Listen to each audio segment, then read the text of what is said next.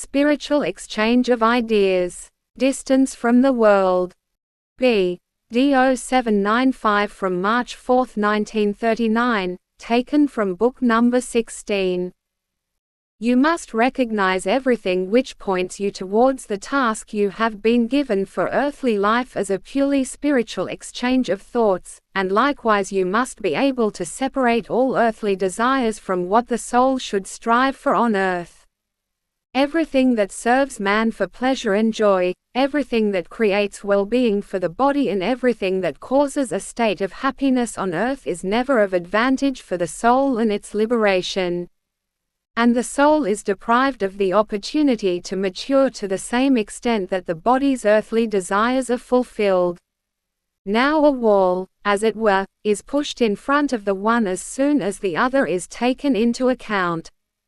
Man's actions will only be beneficial for the soul when he ignores the desires of the body and concerns himself primarily with spiritual things.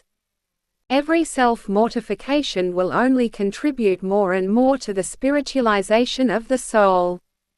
A new area is opened up to it, which makes the concept of life far more vividly understandable than the fulfillment of earthly pleasures. The more one-sidedly man lives, the more he will deepen himself, and always in the direction which demands the greatest interest from him.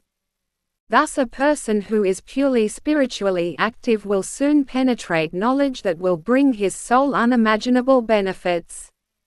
It is therefore imperative to make use of every spiritual attention, for it is always beneficial for the soul if it is provided with nourishment, which every spiritual stimulation inevitably is for the soul. Its state becomes considerably freer, and therefore people's every concern should be to provide themselves with as much spiritual stimulation as possible. And this, in turn, can only happen if distance is taken from the world and its desires, for only by renouncing them can all spiritual things reach their highest development. Where one willingly and voluntarily imposes sacrifices on oneself, one will find full substitutes to satisfy the soul. The pleasures of the world will ultimately appear stale to the human being, and he will no longer find satisfaction in them, whereas the spiritual desire grows the more it is fulfilled, and this maturing within itself alone is the best proof that the soul can never be satisfied. That it can still receive or be spiritually active, and yet the feeling of being oversaturated could never stop it in its work on itself or let it become tired.